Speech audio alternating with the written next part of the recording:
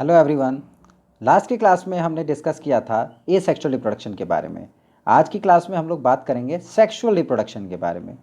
तो देखो, बहुत ही सिंपल है। मैंने लास्ट क्लास में भी बताया था आप लोगों को कि सेक्सुअल रिप्रोडक्शन में दो गैमेट्स पार्टिसिपेट करेंगे। पढ़ रखा हमने पहले ही कि सेक्सुअल रिप्रोडक्शन जो होगा उसमें हम दो गैमेट्स पार्टिसिपेट करेंगे। कोई दिक्कत नहीं है यहाँ तक। अब ये जो दो गैमेट हैं, हो सकता है कुछ ऐसे एक्सेप्शंस हैं, हो सकता है कि ये गैमेट्स एक ही पेरेंट से आएँ। बात समझ में आ रही है?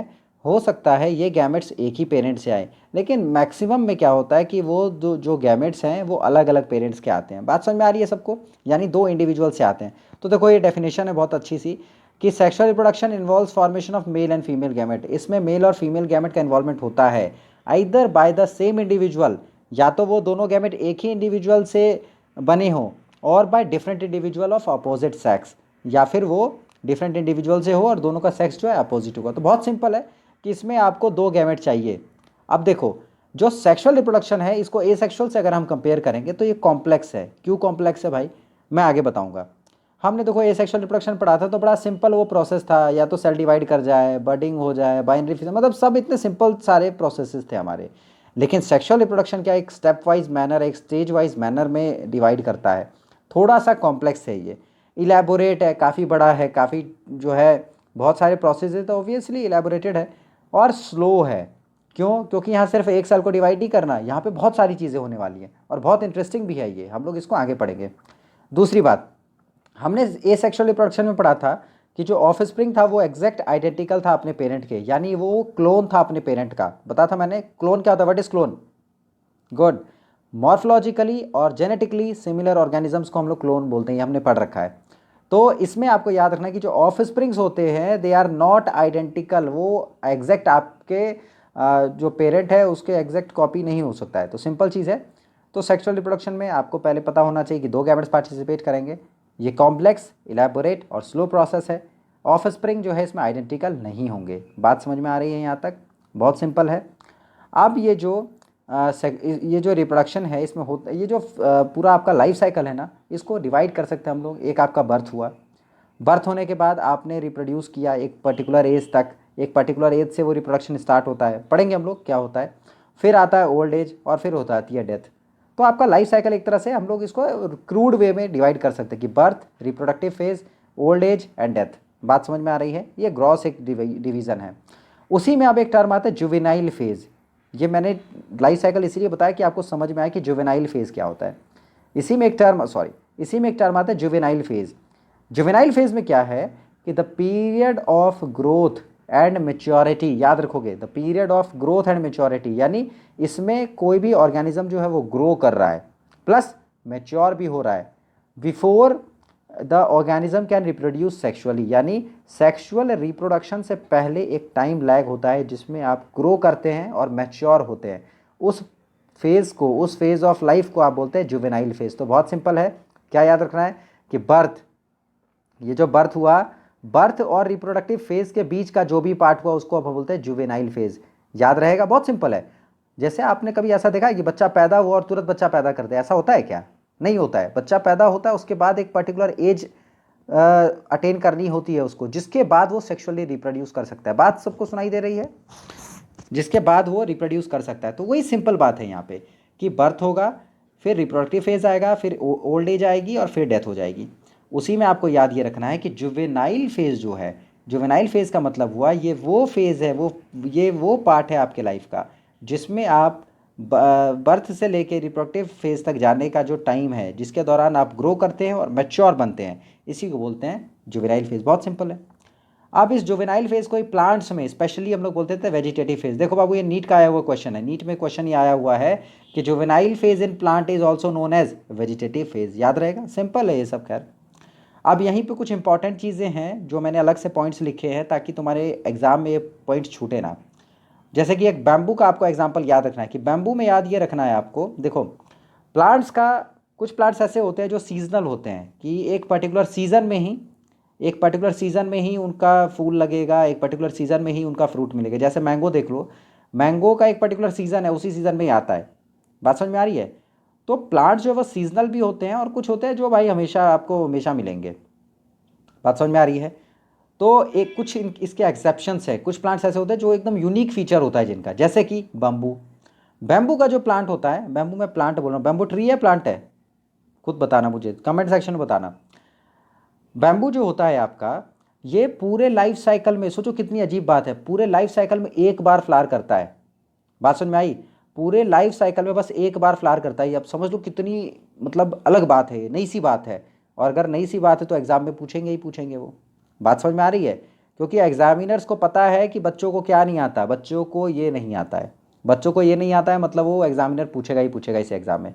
तो bamboo flower once in life time, पूरे लाइफ टाइम में एक बार करेगा। कितने सालों में? 50 से 100 साल में बेचारा एक बार फ्लावर करेगा। बात समझ में आ रही है?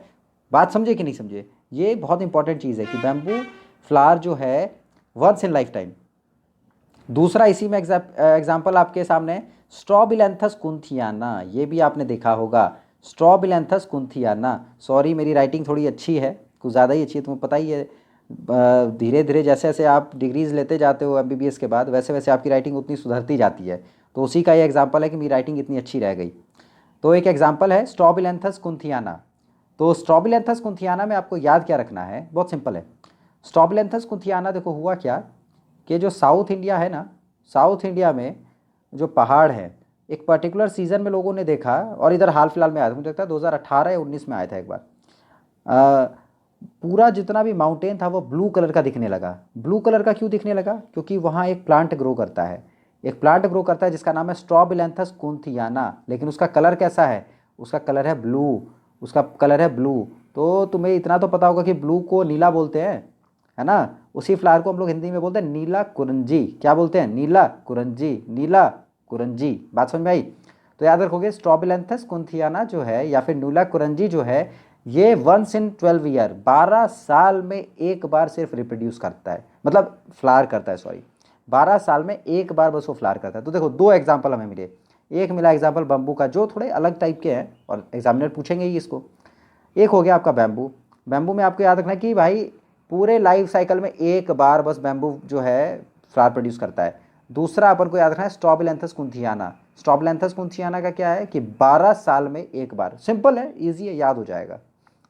अब क्या है, ये तो बात होगी थी प्लांट की। प्लांट में हमें पता है कि सीजनल होता है, लेकिन एनिमल्स में भी ना कुछ रिप्रोडक्टिव साइकिल्स होते हैं, ये हम लोग पढ़ेंगे। जैसे जैसे हम लोग आगे पढ़ेंगे, जब एनिमल रिप्रोडक्शन पढ़ाऊंगा मैं, तो ह्यूमन रिप्रोडक्शन पढ़ाऊंगा तो तुम्हें बड़े अच्छे से समझ में आएगा ये।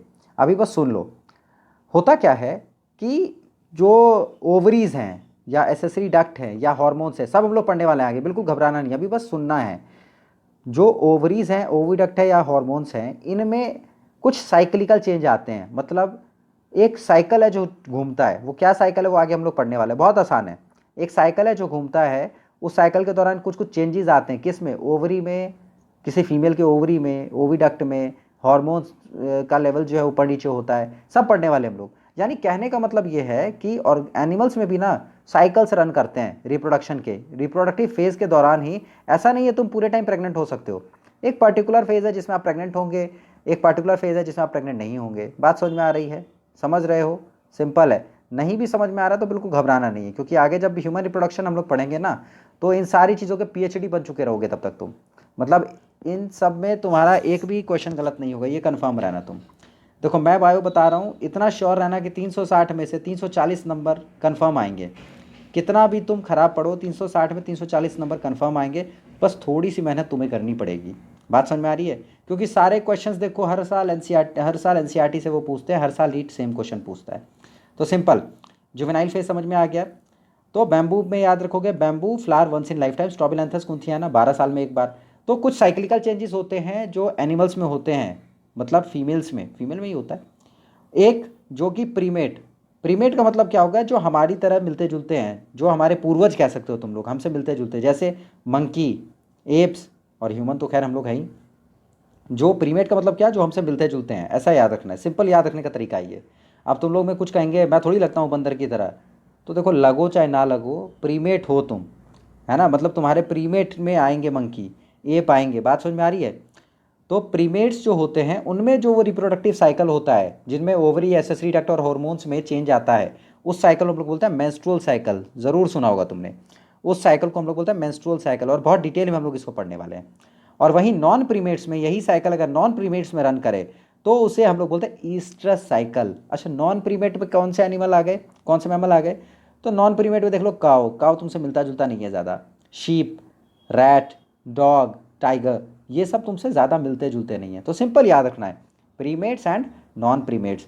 प्रीमेट में मंकी, एप और ह्यूमन, नॉन प्रीमेट में काव, शीप, रैट, डॉग और टाइगर। इसमें देखो अब एग्जाम में क्या पूछेगा, एग्जाम में वो इस तरह क्वेश्चन पूछता है, ध्यान से सुनोगे कि the cyclical changes in ovary, accessory duct, hormone during reproductive phase in non primate is known as. Simple, non primate में होगा ईस्टर साइकिल और प्रीमेट में मेंस्ट्रुअल साइकिल। मेंस्ट्रुअल साइकिल देखो सबको आना चाहिए, सबको पहले से आता भी होगा मुझे लगता है। यहाँ तक सबको समझ में आई बात? तो नेक्स्ट पेज की तरफ पढ़ेंगे हम लोग। कोई भी टॉपिक देखो अगर नहीं समझ में आए कमेंट सेक्शन में ज़रूर मुझे बताना, मैं पूरी कोशिश करूँगा तुम्हारे प्रॉब्लम को सॉर्ट आउट करने का। तो प्रीमेट एंड नॉन प्रीमेट सबको समझ में आ गई बात। हम लोग बढ़ते हैं नेक्स्ट पेज की तरफ।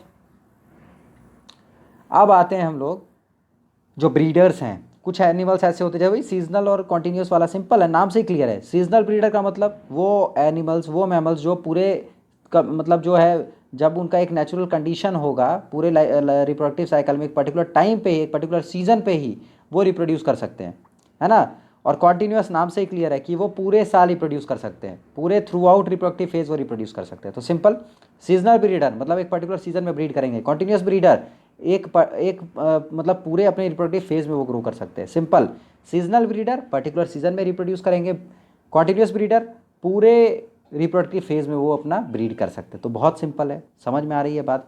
इनके एग्जाम्पल्स मुझे कमेंट सेक्शन में बताओगे तुम लोग। नेक्स्ट आते हैं हम लोग सेक्सुअल रिप्रोडक्शन में। अब आता है हम लोग ब्रॉड कि सेक्सुअल रिप्रोडक्शन में क्या क्या प्रोसेस होते हैं। सर आपने मुझे बताया कि सेक्सुअल रिप्रोडक्शन कॉम्प्लेक्स होता है, सर आपने मुझे बताया बहुत सारे स्टेप्स में होता है। वो स्टेप्स क्या हैं?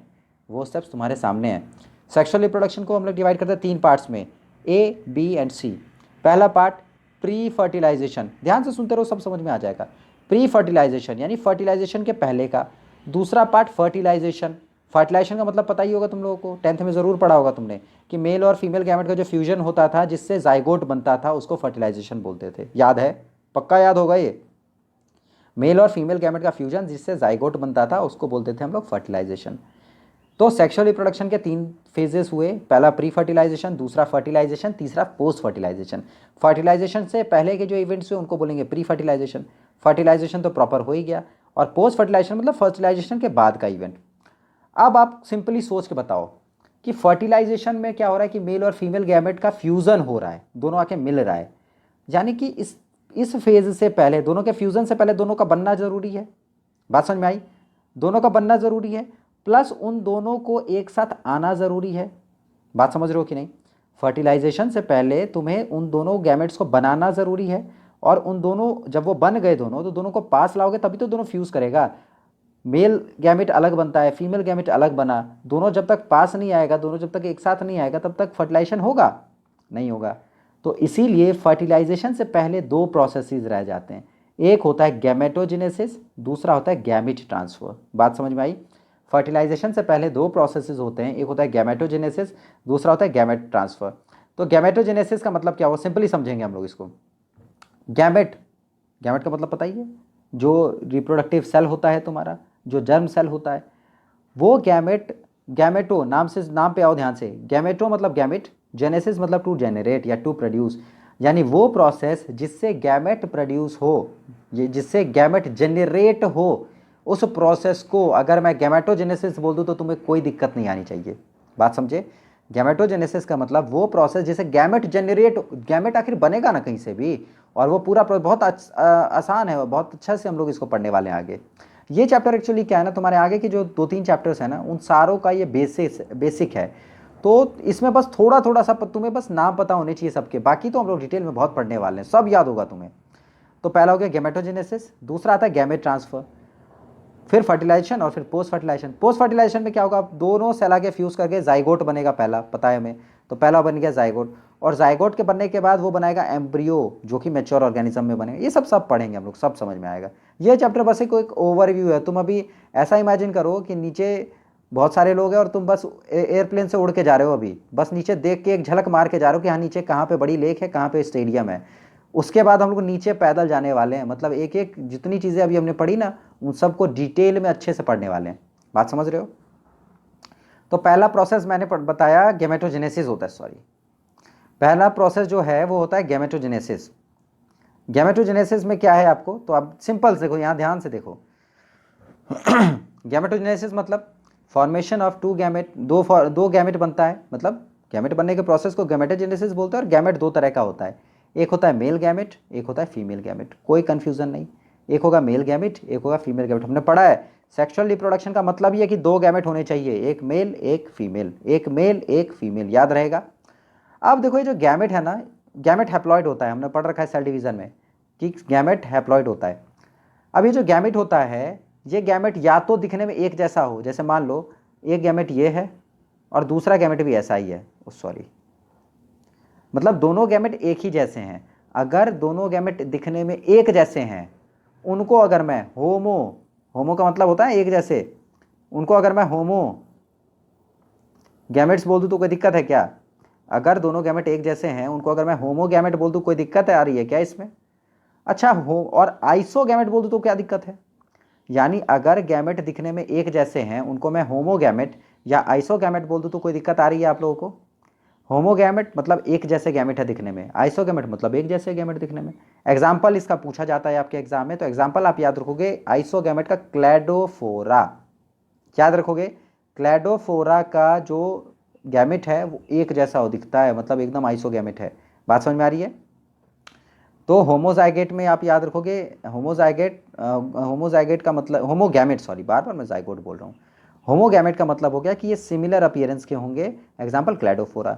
और अगर ये दिखने में अलग अलग होंगे तो उनको हम लोग हेटेरोगैमेट बोल देंगे, कोई रॉकेट साइंस नहीं है इसमें। अगर ये दिखने में अलग अलग होंगे तो इसे हम लोग बोल देंगे हेटेरोगैमेट। अब इसका एग्जाम्पल क्या है, तो इसका एग्जाम्पल सबसे पहले तो ह्यूमन ही हो गए। हम लोग के जो गैमेट है वो अलग होते हैं, एक स्पर्म होता है एक ओवा होता है, दोनों डिफरेंट होते हैं दिखने में। बात समझ में आई? ह्यूमन हो गए। फ्यूकस याद रखोगे, फ्यूकस भी एग्जाम में आता है। फ्यूकस और ह्यूमन इन दोनों का हेट्रोगैमेट होता है। और भी बहुत सारे एग्जाम्पल्स हैं। देखो एग्जाम्पल्स किसी भी चीज़ के बहुत सारे होते हैं, लेकिन तुम्हारी बुक में जो दिए हुए वो तुम्हें याद रखने हैं, उनको अगर भूलोगे तो नीट से बाहर, नीट भी तो निकालना है। तो गैमेट याद रखोगे, सिमिलर अपीयरेंस के अगर हुए तो होमोगैमेट या आइसोगैमेट, अगर डिफरेंट होंगे तो हेट्रोगैमेट, सिंपल। नेक्स्ट पेज पे अब देख लो यहाँ पे कि जो हेट्रोगैमेट होते हैं ना, उनमें जो मेल गैमेट होता है उनको हम लोग बोल देते हैं एंथरोजॉइड। एंथर का मतलब होता है, पढ़ा था हमने मेल, याद है? हमने पढ़ा था एंथर का मतलब मेल, आर्की मतलब फीमेल, पढ़ा था यार। वैसा तुम लोग ऐसा मत सोचो कि नहीं पढ़ा हुआ है, पढ़ा हुआ है। एंथर मतलब मेल, बताया था मैंने। तो मेल गैमेट एंथरोजॉइड, फीमेल गैमेट को बोलते हैं एग या ओवम। सिंपल, मैंने लिख दिया कि चलो एक बार तुम लोग याद रखो। अब आते हैं सेक्सुअलिटी इन ऑफ ऑर्गेनिजम्स की। बहुत सारे टर्म्स हैं, इस पर बड़ा कन्फ्यूजन होता है, इसलिए मैंने सबको एक जगह पे लिख दिया है। प्लांट्स में कैसे सेक्सुअलिटी को हम लोग जानते हैं कि क्या होता है बाइसेक्सुअल, क्या होता है होमोथैलिक, क्या होता है मोनोशियस, क्या यूनिसेक्सुअल, क्या हेट्रोथैलिक, क्या है डायोशियस। इतने सारे वर्ड्स और एग्जाम में पूछा जाता है, ये बच्चे गलत करके आ जाते हैं।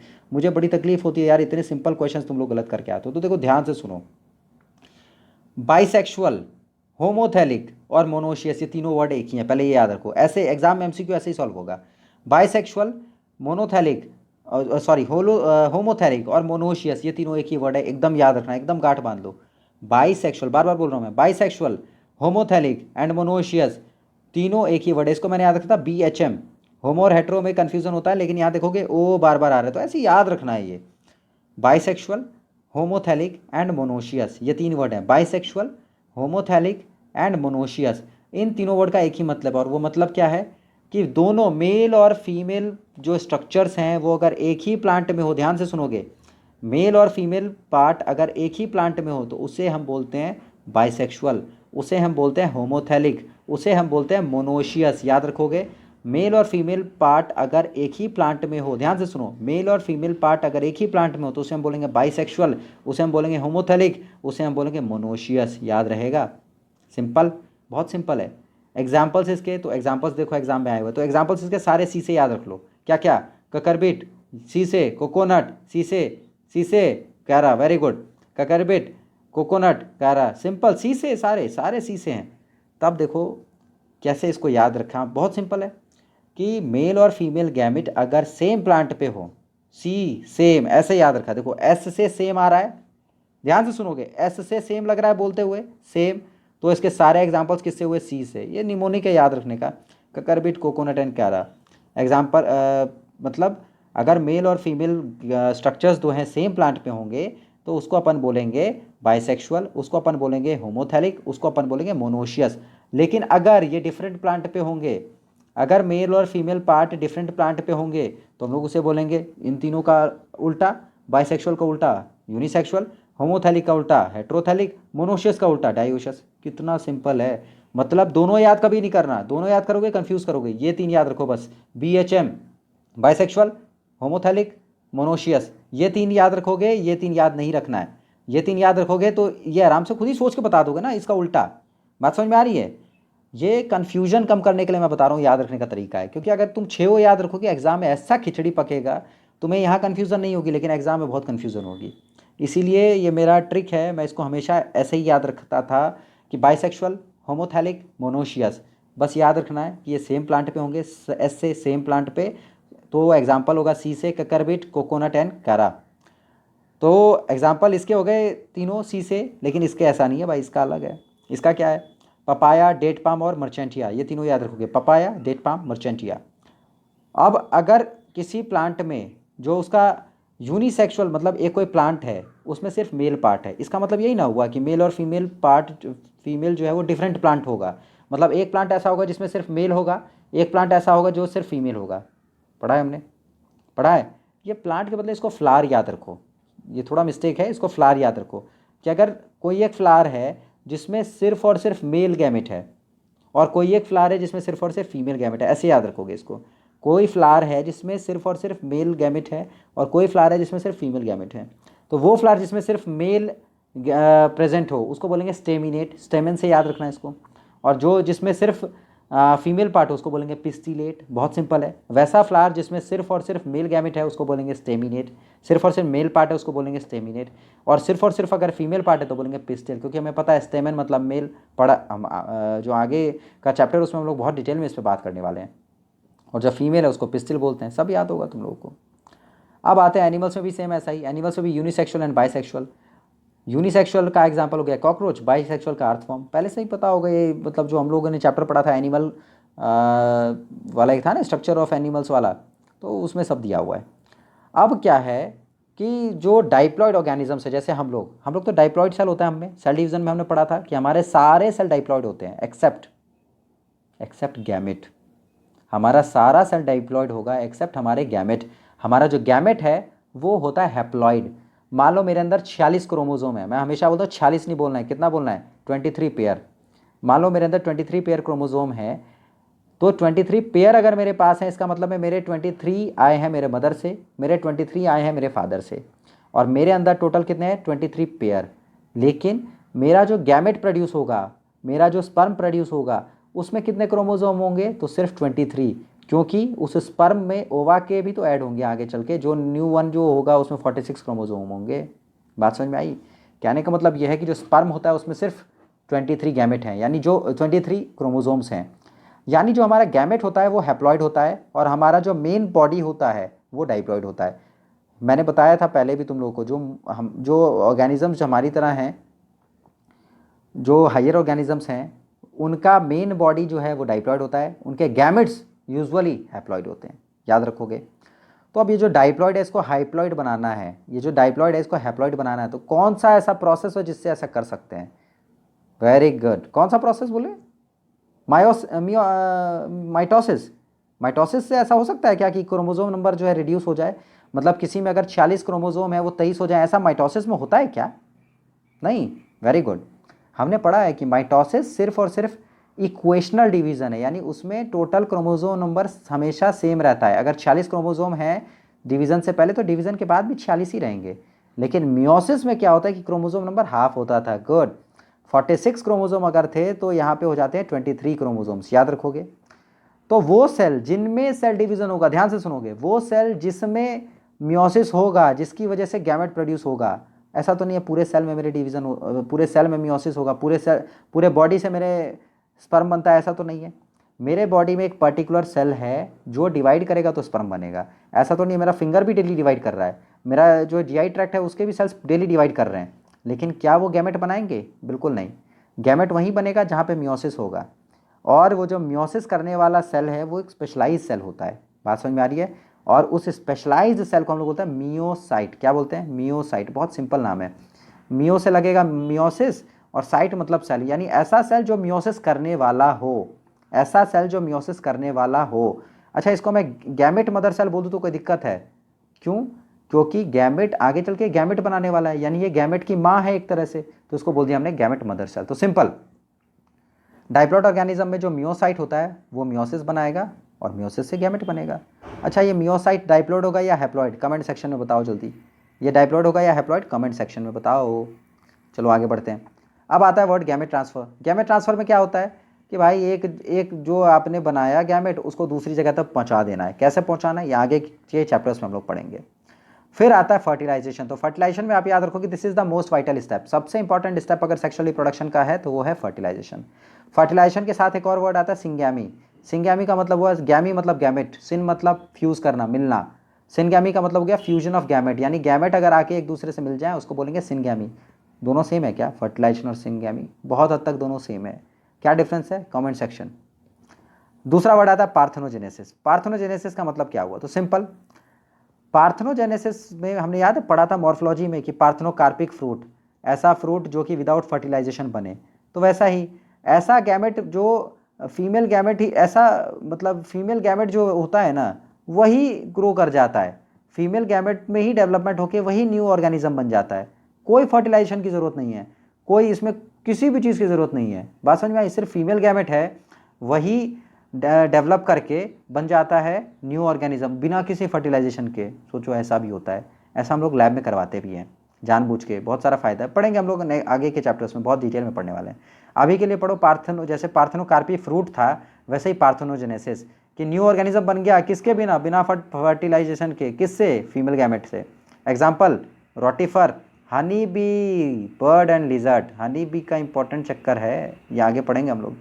रोटिफर, honey bee, birds and lizard, याद रहेगा। रोटिफर, honey bee, birds and lizard, याद रखोगे, बहुत डिटेल में आगे हम लोग पढ़ेंगे ये सब सारी चीज़ें। फिर आते हैं हम लोग फर्टिलाइजेशन पे। तो फर्टिलाइजेशन तो हमने समझ लिया होता क्या है, लेकिन अब फर्टिलाइजेशन के बेसिस पे भी हम लोग ऑर्गेनिजम्स को डिवाइड करते हैं दो हेडिंग में। एक, जिनमें फर्टिलाइजेशन बॉडी के अंदर हो, बॉडी के अंदर होता है। हम लोग में क्या होता है, हमारे ह्यूमंस में क्या होता है कि मेल अपना गैमेट छोड़ता है फीमेल रिप्रोडक्टिव ट्रैक्ट में, वेजाइना सर्विक्स में, वहाँ से वो फर्टिलाइज करता है ओवम को फैलोपियन ट्यूब में जाके, यानी फर्टिलाइजेशन हमारे बॉडी के अंदर हो रहा है, तो इसे हम बोलते हैं इंटरनल फर्टिलाइजेशन। वहीं दूसरी तरफ बहुत सारे ऑर्गेनिजम्स ऐसे हैं, बहुत सारे रेप्टाइल्स ऐसे हैं जिनमें रेप्टाइल्स मैंने गलत बोल दिया, बहुत सारे एक्वेटिक ऑर्गेनिज्म ऐसे हैं जिनमें फर्टिलाइजेशन हमारी बॉडी के बाहर हो रहा है। फर्टिलाइजेशन हमारे बॉडी के अगर बाहर होगा तो उसको हम बोलेंगे एक्सटर्नल फर्टिलाइजेशन। अच्छा, एक्सटर्नल फर्टिलाइजेशन में कुछ मतलब दिक्कत है क्या? दोनों में से कौन सा अच्छा है? बॉडी के अंदर वाला या बॉडी के बाहर वाला? जल्दी सोचो, अंदर वाला या बाहर वाला? बॉडी के अंदर फर्टिलाइजेशन हो रही है वो ज़्यादा अच्छी चीज़ है या बॉडी के बाहर फर्टिलाइजेशन हो रही है वो ज़्यादा अच्छी चीज़ है? गुड। देखो, बॉडी के बाहर जो फर्टिलाइजेशन होगा ना उसमें सबसे बड़ा दिक्कत क्या है कि बॉडी के अंदर अगर हो रहा है तो उसको प्रोटेक्शन मिल रही है, कोई बाहर से आके उसको डैमेज नहीं कर रहा है, मतलब बहुत अच्छा एनवायरनमेंट उसको मिलेगा ग्रो करने के लिए। लेकिन अगर वो फर्टिलाइजेशन बॉडी के बाहर होगा तो बहुत सारे प्रीडेटर्स होते हैं जो फर्टिलाइज एग को खा गए, जाइगोट बना खा गए उसको, एम्ब्रियो बना खा गए उसको। बात समझ में आ रही है? तो ये अच्छी चीज़ उतनी नहीं है। लेकिन जो लो ऑर्गेनिजम्स थे, जो एक्वेटिक ऑर्गेनिज्म है, जैसे अलगी, कुछ फिश, एम्फीबियंस, इनमें क्या एक्सटर्नल फर्टिलाइजेशन होता है। बात समझ में आई? तो सिंपल, एक्सटर्नल और इंटरनल समझ गए या नहीं ये बताओ। गुड। अब फर्टिलाइजेशन खत्म हो गया तो आएगा पोस्ट फर्टिलाइजेशन इवेंट। मैंने बताया था जाइगोट, तो जाइगोट कुछ नहीं है यार, बताइए तुम लोगों को पहले से कि फर्टिलाइज्ड एग होता है जो कि मेल और फीमेल गैमेट अगर फ्यूज़ किया तो मेल और फीमेल गैमेट के फ्यूज़न के बाद जो पहला स्ट्रक्चर बनता है उसी को बोलते हैं जाइगोट। ये एक सेल का होता है। मेल और फीमेल गैमेट के फर्टिलाइजेशन के बाद जो पहला स्ट्रक्चर बनता है उसको बोलते हैं हम लोग जाइगोट। यानी fertilised egg cell usually resulting from the unit of male and female gamete is known as zygote. बहुत सिंपल। जल्दी से बताओ पार्थेनोजेनेसिस क्या होता है? जल्दी बताओ, तब तक मैं पेज पलट लेता हूँ। चलो बता ही दोगे। तो ये हर एक सेक्सुअली रिप्रोड्यूसिंग ऑर्गेनिज्म जो होता है ना, वो मतलब जैसे हम लोग सेक्सुअली रिप्रोड्यूसिंग ऑर्गेनिज्म है। हमारा लाइफ स्टार्ट हुआ था एक जाइगोट से, एक सिंगल सेल से स्टार्ट हुआ था मेरा लाइफ। मैं अंकित, मेरी लाइफ एक सिंगल सेल से स्टार्ट हुई थी और आज मैं पूरी इतनी बड़ी बॉडी है मेरी। कौन से सेल डिवीजन की वजह से? कमेंट सेक्शन में बताओ। नेक्स्ट वर्ड आता है जाइगोट के बाद एम्ब्रियोजेनेसिस। मैंने याद है एक बताया था पहले फ्लो चार्ट, उसमें बताया था मैंने पोस्ट फर्टिलाइजेशन इवेंट में एम्ब्रियोजेनेसिस। एम्ब्रियोजेनेसिस में क्या हुआ, मतलब कि भाई जाइगोट से एम्ब्रियो बना, इसी प्रोसेस को बोल दिया एम्ब्रियोजेनेसिस। आगे पढ़ेंगे हम लोग डिटेल में। तो जाइगोट में क्या होता है, सेल डिवीजन होता है प्लस डिफ्रेंशिएशन होता है कुछ, इसी को बोलते हैं हम लोग एम्ब्रियोजेनेसिस। एम्ब्रियोजेनेसिस में होता क्या है, जो एक सेल का है, जब बच्चा पैदा होता है वो एक ही सेल का रहता है क्या? नहीं, बहुत सारे सेल्स का रहता है और प्रॉपरली डिफ्रेंशिएटेड होता है वो। हम लोग पढ़ेंगे आगे कैसे डिफ्रेंशिएट करता है। तो जाइगोट में अगर जाइगोट आफ्टर सेल डिवीजन और प्रॉपर डिफ्रेंशिएशन बन जाता है मैच्योर ऑर्गेनिज्म, और यही जो प्रोसेस है जिसमें सेल डिवीजन और डिफ्रेंशिएशन होता है, इसी को बोलते हैं एम्ब्रियोजेनेसिस। याद रहेगी बात, सिंपल। अब आते हैं एम्ब्रियोजेनेसिस जो होता है एनिमल्स में, ये भी दो तरह का होता है। एक जिसमें बॉडी के बाहर एम्ब्रियो बन रहा है, यानी फर्टिलाइज्ड हो गया, बॉडी के बाहर एम्ब्रियो बन रहा है वो, मतलब बॉडी के बाहर उसका डेवलपमेंट हो रहा है पूरा। और एक हो गया जिसमें बॉडी के अंदर पूरा डेवलपमेंट हो रहा है। तो जो बॉडी के बाहर हो रहा है ना, वो एग प्रोड्यूस करता है। क्या प्रोड्यूस करता है? एग। ये गोल, ये एग की तरह लग रहा है, इसको याद कैसे रखना बता रहा हूँ मैं। ये एग की तरह लग रहा है या नहीं, जल्दी बताओ। हरा एग है, लेकिन मतलब चला सकते हैं काम कि भाई एग है। तो ये जो एग है, ऐसा ऑर्गेनिज्म जो कि एग दे, यानी उसका बॉडी का एम्ब्रियोजेनेसिस, यानी उस ऑर्गेनिज्म का एम्ब्रियोजेनेसिस बॉडी के बाहर हो, उसे हम लोग ओवी पैरस बोलते हैं। तो याद इसको कैसे रखना है, ओ से एग, एग की तरह लग रहा है, ओवी पैरस। ओवी पैरस, ओवी पैरस मतलब ऐसे ऑर्गेनिज्म जो कि एग ले करें। बात समझ में आई? ये जो एग होता है, तुमने अंडा देखा होगा, अंडे के बाहर एक काफ़ी टफ स्ट्रक्चर होता है, कैलकेरस शेल बोलते हैं उसको, शेल, एक कवरिंग होता है काफ़ी हार्ड, पता ही होगा तुम लोगों को। तो एम्ब्रियोजेनेसिस यानी कि जो जाइगोट का डेवलपमेंट फर्दर है, वो बॉडी के अंदर भी हो सकता है, बाहर भी हो सकता है एनिमल्स में। जो बॉडी के बाहर होगा उसे बोलेंगे ओवी पैरस, जो बॉडी के अंदर होगा उसे बोलेंगे वीवी पैरस। तो पता ही है ये सब तुम लोगों को। अब जो सिंपल चीज़ें हैं कि प्लांट्स में जाइगोट डेवलप करता है एम्ब्रियो में, मॉर्फोलॉजी में पढ़ा था हमने, जाइगोट डेवलप करता है एम्ब्रियो में। ये मैंने एक जगह इसलिए लिख दिया कि तुम्हारा एमसीक्यू गलत ना हो। जाइगोट डेवलप करता है एम्ब्रियो में, ओव्यूल डेवलप करता था सीड में, और ओवरी डेवलप करता था फ्रूट में। यानी फर्टिलाइजेशन के बाद प्लांट के बाकी सारे स्ट्रक्चर झड़ जाते हैं, सारे जो भी सेपल पेटल पड़े थे ना हमने, वो सारे खत्म हो जाते हैं। बचता क्या है? जाइगोट जो बनता है एम्ब्रियो, ओव्यूल जो बनता है सीड कोट, ओवरी जो बनता है फ्रूट। बात समझे? इसी में एक और वर्ड आता है पेरिकार्प, ये भी हमने मॉर्फोलॉजी में पढ़ा है। पेरिकार्प का मतलब क्या होता था कि जो फ्रूट के बाहर का एक थिक आउटर कवरिंग होता था, प्रोटेक्टिव लेयर, उसी को बोलते थे पेरिकार्प। तो इसको याद मैंने करवाया था, पेरी मतलब बाहर। बात समझ में आई? तो पेरिकार्प। तो देखो ये एक बेसिक ओवरव्यू मैंने दिया इस चैप्टर का। देखो इस चैप्टर में सिर्फ मैंने बताया ना, अभी तुम एयरप्लेन से जा रहे हो, तुमने बस नीचे ये देखना है कि कहाँ पे पॉन्ड है, कहाँ पे समुद्र है, कहाँ पे टावर्स बने हुए हैं ऊंचे ऊंचे, कहाँ पे स्टेडियम है। बस तुम्हें ये दूर से देखते हुए जाना है, अभी कहाँ पे पेड़ ज़्यादा है, यही देखना है बस तुम्हें। फिर इसके बाद मतलब आगे के जो चैप्टर्स है उसमें हम लोग इस तरह से पैदल चलेंगे, स्लोली चलेंगे और एक एक चीज़ पर डिटेल में बात करेंगे। ये चैप्टर एक बेसिक बस तुम्हें दिमाग में याद रहे कि अच्छा ऐसा कुछ वर्ड होता है, बस इतना। अगर तुम्हें मेरे इतना पढ़ाने के बाद अगर तुम्हें बस इतना वर्ड ही खाली याद रह जाए कि ऐसा ऐसा कुछ वर्ड था, तो आगे का चैप्टर में तुम्हें दिक्कत नहीं आएगा। और बाकी तो मेरी गारंटी है, देखो 360 में 340 नंबर कहीं नहीं गए हैं। ये मेरी पिक है, मेरी ही पिक है। ये मैंने कॉपीराइट वगैरह का इशू होता है, इसीलिए मैंने इसको अपना कॉपीराइट बनाने के लिए हर पेज में ऐड कर रखा है, ये है ना।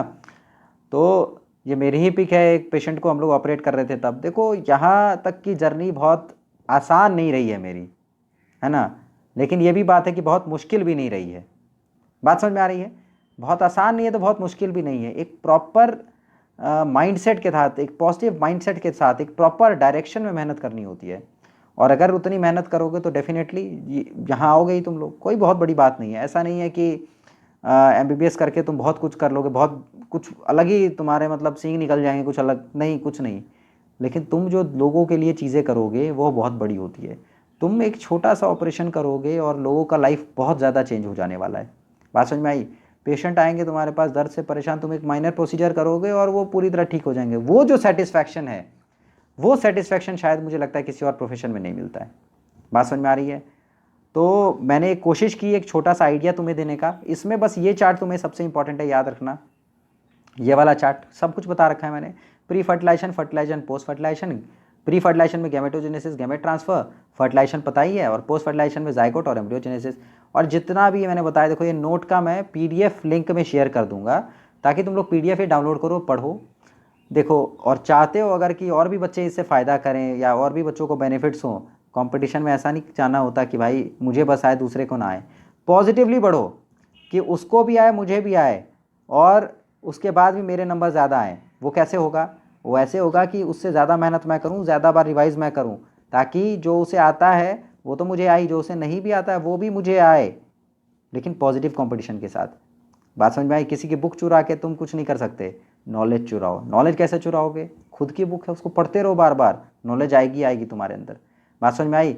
अगर ये वीडियो पसंद आया तो like share subscribe as usual. तुम्हें पता है तुम लोग, खैर हम लोग तो क्या है टेक्नोलॉजी के मामले में उतने ज़्यादा एक्सपर्ट भी नहीं है, तुम लोग तो मुझसे बहुत ज़्यादा एक्सपर्ट हो गए।